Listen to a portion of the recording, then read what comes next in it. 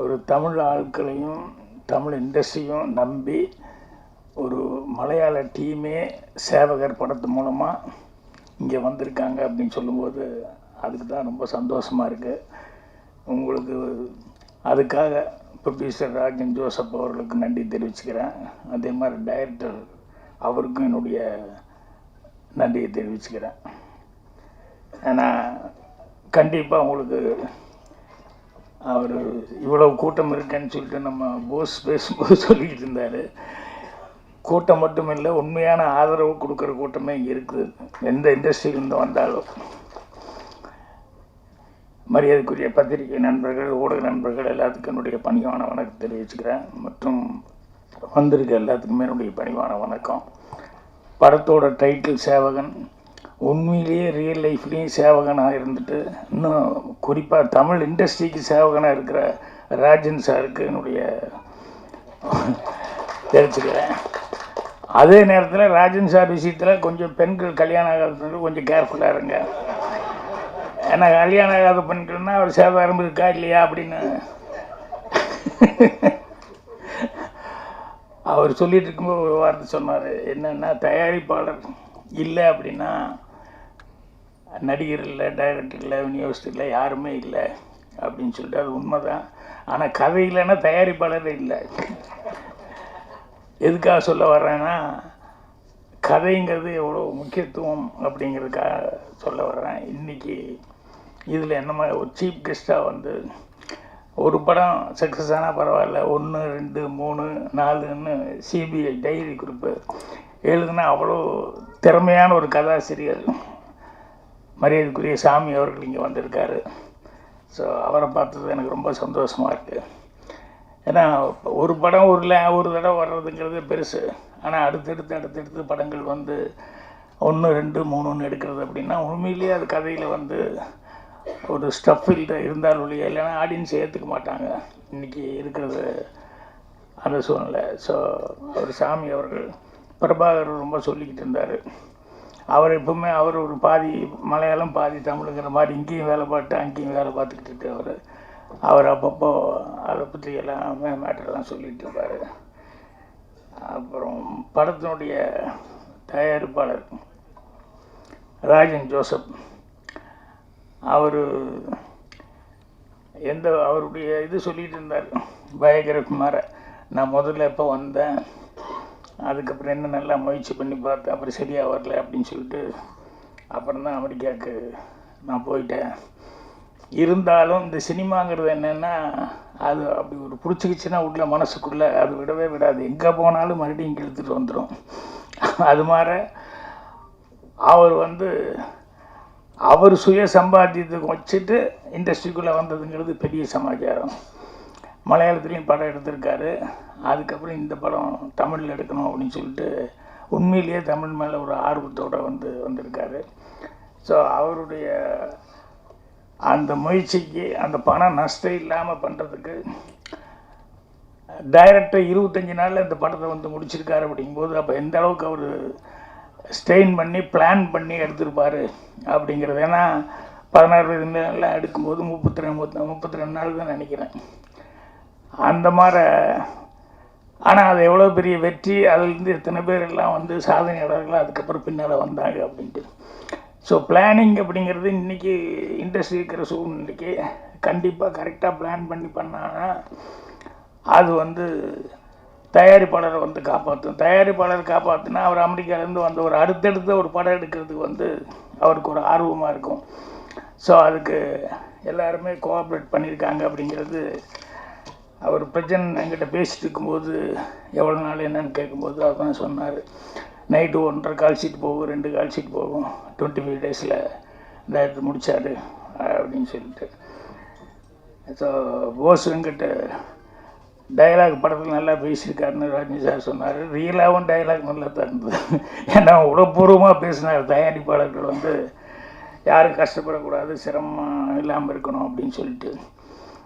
நம்ம ப்ரொடியூசர் சொல்லிட்டு வரும்போது நான் நோட் பண்ணுறது தான், சினிமா அப்படின்னோடனே அது மேலே ஆர்வம் அது எத்தனை வருஷம் ஆனாலும் எங்கே போனாலும் என்ன பொசிஷனுக்கு வந்தாலும் மறுபடியும் அதுக்குள்ளே எப்படியாவது ஒரு கால் வச்சுட்டு போனால் தான் நல்லா இருக்கும் அப்படிங்கிற மாதிரி நினைப்பாங்க. நான் முன்னாடியே சொல்லியிருக்கேன், நான் ஏற்காடு ஷூட்டிங்கு போனப்போ ஒரு டாக்டர் இன்ட்ரடியூஸ் பண்ணாங்க.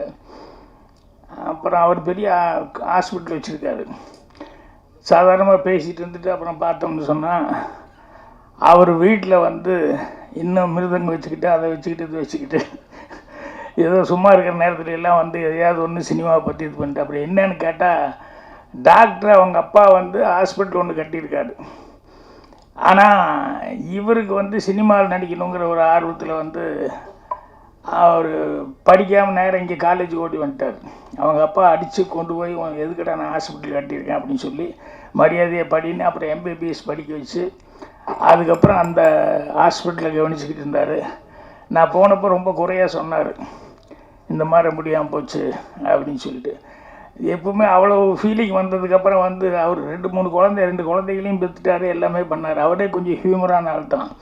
சாதாரணமாக எங்கிட்ட எத்தனை குழந்தைங்க என்னாரு, நான் 2 அப்படின்னு சொல்லி உங்களுக்கு கேஷுவலாக உங்களுக்கு எத்தனை குழந்தைங்க அப்படின்னு, எனக்கு 2 அப்படின்னு சொல்லிட்டு அடுத்ததுக்கு அஃபீஷியலி அப்படின்னாரு. அந்தளவுக்கு ஹியூமர் சென்ஸ் உள்ள ஒரு டாக்டர். ஸோ அவருக்கு நடிக்கணும்னு நினச்சி நடிக்க முடியாமல் போயிடுச்சு. அப்படிங்கும்போது மனசுக்கு கஷ்டமாக இருந்தது.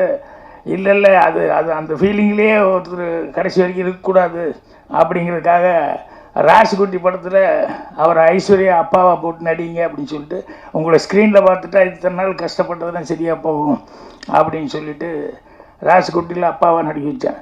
அவருக்கு அப்பாவை நடித்ததை விட ஐஸ்வர்யாவுக்கு அப்பாங்கிறத அவர் இன்னும் ரொம்ப பயங்கரமான சந்தோஷமாக ஃபீல் பண்ணிட்டு. அது மாதிரி சில பேர்த்துக்கு நடிக்கணும் அப்படின்னு சொல்லி ஒரு ஆர்வம் வந்துருச்சு அப்படின்னா ஏதாவது ஒரு விதத்தில் அவங்கள நடிக்க வச்சோம்னா அவங்களுக்கு அப்படி ஒரு சந்தோஷமாக இருக்கும். எனக்கு தெரிஞ்சு லால்குடி நாங்கள் ஊமன்னு சொல்லுவோம், அவர் பேர் முனுசாமி. ஆனால் எனக்கு பயங்கரமான ஃபேனு. எப்போவுமே என்னுடைய பிறந்தநாள்லேருந்து எல்லாத்துக்கும் வந்துடுவாப்புல. அப்புறம் அவன் வந்து அவங்ககிட்ட இந்த ஏதாவது ஒரு டிஃபெக்ட் இருக்கவங்ககிட்ட வேறு ஏதாவது ஒன்று பிரமாமாக ஒரு டேலண்ட் இருக்கும். அவர் வந்து லிப் ரீடிங் யார் பார்த்தாலும் என்கிட்ட பேசிகிட்டு இருக்கும்போது எல்லாத்தையும் பார்த்துட்டு இருந்தால் அது லிப் ரீடிங் வச்சுக்கிட்டு அவங்க என்ன பேசுனாங்க எது பேசுனாங்கன்னு கரெக்டாக என்கிட்ட சொல்லுவாப்புல, கம்யூனிகேட் பண்ணுவாப்புல. அவருக்கு நடிக்கணும்னு ஒரு ஆசை, ஊமை. ஆனால் நான் பிடிச்சி போட்டேன், வரவாள நடி வா அப்படின்னு சொல்லிட்டு. அவங்ககிட்ட என்ன ஸ்பெஷாலிட்டின்னா தமிழ் பேசுகிறது எல்லாமே புரியும், யார் என்ன பேசுகிறாங்க என்னங்க தமிழ் நல்லா புரியும், கொஞ்சம் படிக்கவும் செய்வாப்புல. இப்போ அவரை டிடிஆரை போட்டு பவுனுதால் வந்து அதில் ஒரு டைலாக் ஒன்று எழுதி கொடுத்தேன். நான் டிக்கெட்டெல்லாம் வந்துடுவேன், அவர் அப்படியே மேலேருந்து கீழே வரைக்கும் பார்த்துட்டு எந்த ஊர்லேருந்து வர்ற அப்படின்னு சொல்லி கேட்கணும். இப்போ டிக்கெட்டெல்லாம் வந்திருக்கிய அறிவில்லை, எந்த ஊர்லேருந்து வர்ற அப்படின்னு. இது வந்து எழுதி கொடுத்துட்டேன்.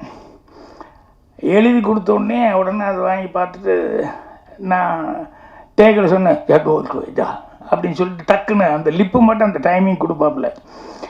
இதை அந்த படத்துலலாம் நடிக்க வச்சதுக்கப்புறம் தேட்டரில் வந்து படம் பார்க்குறவங்க அந்த ஊருக்காரங்க இருப்பாங்க இல்லையா, அந்த ஆள் பேச மாட்டார் ஊமை அப்படின்னு தானே எல்லாம் நினச்சிருப்பாங்க. அவர் திடீர்னு தமிழில் பேசுகிறாருன்னு டப்பிங்கில் எல்லோரும் எப்படி அந்த ஆள் பேசுகிறேன் எப்படி அந்த ஆள் பேசுகிறான்ட்டு எல்லோரும் அவர்கிட்ட கை விட்டு எப்படின்னாங்க. அது அவருக்கு எவ்வளோ சந்தோஷமாக இருக்குது அப்படிங்கிறது. அதுக்கப்புறமா அந்த மாதிரி நிறைய பேர் இருக்காங்க கேரக்டர்ஸு. ஸோ அவங்களுக்கெல்லாம் அந்த ஆர்வம் அப்படிங்கிறது வந்து கடைசி வரைக்கும் இருந்துகிட்டு இருக்கோம். ஸோ இதில் இவர் வந்து படம் எடுக்கிறது மட்டும் இல்லாமல் நடிக்கவும் செஞ்சுட்டாரு. அந்த படம் அவசியம் நான் பார்க்கணும், மலையாளத்தில் செஞ்சது இல்லையா. ஸோ இந்த படத்தில் எல்லாம் ஒர்க் பண்ணவங்க எல்லாருக்குமே வந்து கண்டிப்பாக பிரஜன் ஆளுகளம் நரேன் போஸ் வந்துட்டு சகானா எல்லாத்துக்கும் அட்வான்ஸாக என்னுடைய வாழ்த்துக்கள் தெரிவிச்சுக்கிறேன். ஏன்னா அவர் நல்ல ப்ரொடியூசர் கிடச்சிருக்காரு, அதே நேரத்தில் நல்ல டைரக்டரும் கரெக்டாக பிளான் பண்ணியிருக்காரு. அதனால் படம் கண்டிப்பாக நல்லா இருக்கும் அப்படின்னு சொல்லிட்டு எனக்கே ஒரு நம்பிக்கை வந்திருக்கு, பார்க்கணுன்னு சொல்லி. அப்புறம் மியூசிக் டைரக்டர் நான் சிங்குன்னு ரொம்ப செல்லமாக சொல்லுவேன். எப்போவுமே என்கிட்ட அறிமுகமானதுலேருந்து மோகன் அப்படின்னு சொல்லி கூப்பிட்றதுங்கிறது ரொம்ப ரேரு. நான் சிங்குன்னு தான் சொல்லுவேன். ஸோ அவர் வந்து எப்போ பாரு கோடம்பாக்கத்தில் வந்து ஏவிஎம் ஸ்டுடியோவிலேயே சுற்றிக்கிட்டு இருப்பார். எனக்கு தெரிஞ்சு ரொம்ப காலமாக நான் சந்தித்த நாள்லேருந்து சுற்றிக்கிட்டு இருக்காரு. என்றைக்கா ஒரு நாளைக்கு அந்த இடத்த பிடிச்சிடுவேன் அப்படின்னு சொல்லிட்டு இன்றைக்கி கரெக்டாக பேர் வந்து டைட்டில் வந்து ஃபஸ்ட்டு படம் முயற்சி பண்ணார். அந்த படம் தான் வந்து அவருக்கு கரெக்டான ஒரு சொல்லக்கூடிய பேர் சொல்கிற அளவுக்கு ஒரு படமாக வந்திருக்கு. அவர் எல்லோரும் சொன்ன மாதிரி அந்த நீலாம்பரி பாட்டுன்னு இருந்தது, அந்த பள்ளிக்கூட மணியோசை கேட்டேன்னு சொல்லி காலை நேரம்னு சொல்லிட்டு அந்த மெலடி நல்லா இருந்தது. எனக்கு பரவாயில்லையே, நம்ம சிங்கு நல்லா பாட்டு போட்டிருக்காரு அப்படின்னு சொல்லிட்டு நினச்சிக்கிட்டேன். ஏன்னா அவர் நல்லா, அதாவது மனோரமா கிட்டெல்லாம் அவ்வளோ வருஷம் இருந்தது அப்படிங்கிறதெல்லாம் வந்து அது எவ்வளோ கரெக்டாக நடத்தி இருந்திருந்தாலும் அவங்க கடைசி வரைக்கும் இவரை வந்து கூட வச்சுட்டு இருப்பாங்க அப்படின்ட்டு. அதே மாதிரி நம்பிக்கை தளராமல் வந்து கடுமையான முயற்சியிலே இருந்துட்டு இருப்பார். அப்பப்போ நாங்கள் பேசிக்கிட்டோம்னா இந்த சக்கரை செட்டியாரை பற்றி அடிக்கடி பேசிக்குவோம். அவருக்கும் சுகர் இருக்குது, எனக்கும் சுகர் இருக்குது. நான் அவரை நல்லா விசாரிச்சுக்குவேன், அவர் என்ன விசாரிச்சுக்குவார், எப்படி இருக்குது சார், லெவல் எப்படி இருக்குங்க அப்படின்னு. அப்படியே தான் சார் இருக்குது அப்படின்னு ஒருத்தருக்கு ஒருத்தர் வந்து ஆறுதல் சொல்லிக்குவோம். அதுக்கு நடுவுலையும் வந்து அவர் தளராமல் அவர் அந்த ஏவிஎம் ஸ்டுடியோ காலில் எந்திரிச்சோம்னா கரெக்டாக ஒரு வேலைக்கு போகிற மாதிரி கரெக்டாக அங்கே போய் யாராவது கிடைப்பாங்களா என்ன அதுன்னு சொல்லிட்டு அந்த அளவுக்கு வந்து அவர் முயற்சி பண்ணிக்கிட்டே இருப்பார். ஸோ அவருக்கும் இந்த படம் மூலமாக அவர் நல்ல இது. இப்போ சமீபத்தில் நான் வந்து ஒரு படம் ரிலீஸ் ஆகி நல்லா போயிட்டுருக்கு, 35 அப்படின்னு சொல்லி தெலுங்கு படம்.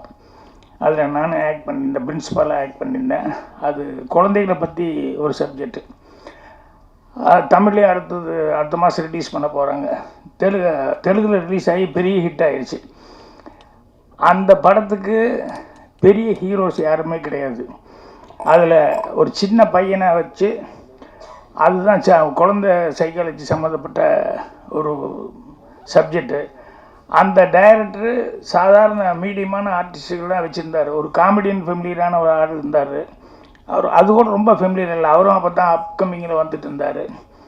அதுக்கப்புறம் பார்த்தா இப்போ நான் இருந்தேன், இன்னொரு 2-3 அவங்க எல்லாருமே சிம்பிளான ஆளுங்க. ஒரு பையனை நம்பி தான், அந்த பையனை பற்றி தான் சப்ஜெக்டு. இப்போ அமீர்கான் கூட தாரே ஜமீன் பர் ஏதோ ஒரு படம் எடுத்திருந்தார், அந்த ஜாதி படம். ஸோ அந்த கதை வந்து சொல்லி பிரின்ஸிபலாக நீங்கள் நடிக்கணும்னு சொல்லி கேட்டப்போ நான் கதையை சொன்னப்போ ரொம்ப நல்லா இருக்குது, கண்டிப்பாக அது சக்ஸஸ் ஆகும் அப்படின்னு சொல்லி சொன்னேன். சாதாரணமாக தெலுங்கு படங்க அப்படின்னு சொல்லும்போது அங்கே வந்து கண்டிப்பாக ஐட்டம் சாங் இருக்கா, ஃபைட் எவ்வளோ இருக்குது, அதுக்கு தகுந்த மாதிரி ஃபெமிலியர் ஆர்டிஸ்ட் இருக்கா அப்படிங்கிறத மெயினாக அதிகமாக பார்க்குறதுங்கிறது தெலுங்கில் வந்து பார்ப்பாங்க. ஆனால் அந்த டைரக்டர் ரொம்ப நம்பிக்கையோட கதையை மட்டும் நம்பி, இந்த கதைக்கு சாதாரணமாக ஒரு சின்ன பையன் இருந்தால் போதும், சிம்பிளான ஆர்டிஸ்ட் இருந்தால் போதும் அப்படின்னு சொல்லிட்டு அதை வந்து எல்லா லாங்குவேஜ்லேயும் பண்ணணும் அப்படிங்கிற மாதிரி நான் எடுக்கும்போதே கூட தமிழ்லேயும் சேர்த்து தான் எடுத்தார் அவர். என்ன தெலுங்கில் ஒரு டேக் எடுத்துகிட்டு அப்புறம் தமிழ்லேயும் ஒரு டேக் எடுத்தார். இப்போ போன வாரத்தில் அது நான் ஹைதராபாத்தில் அந்த படம் இது போட்டிருந்தாங்க, 6ஆம் தேதி தான் ரிலீஸ் ஆச்சுன்னு நினைக்கிறேன். அதுக்கு நானும் போயிருந்தேன். அப்போவே அதுக்கு வந்திருந்தவங்க எல்லாருமே நிறைய பேர் படம் பார்த்துட்டு படத்தை பற்றி ரொம்ப சிறப்பாக சொன்னாங்க. அது இப்போ தமிழில் வேறு ரிலீஸ் ஆக போகுது. எதுக்கு சொல்ல வரேன்னா, தெலுங்கில் வந்து கண்டிப்பாக கம்பல்சரியாக நல்ல நடிகர்கள் வேணும், அவங்க வேணும், இவங்க வேணும், அப்போ தான் அந்த ஆடியன்ஸு பார்க்க வருவாங்க அப்படின்ட்டு இருக்குது. அதே கிடையாது. நல்ல படமாக இருந்தாலும் நாங்களும் பார்ப்போம் அப்படிங்கிற மாதிரி தெலுங்கு இண்டஸ்ட்ரி பூராமே வந்து அந்த படத்தை வந்து ஆடியன்ஸ் பார்த்து லைக் பண்ணியிருக்காங்க.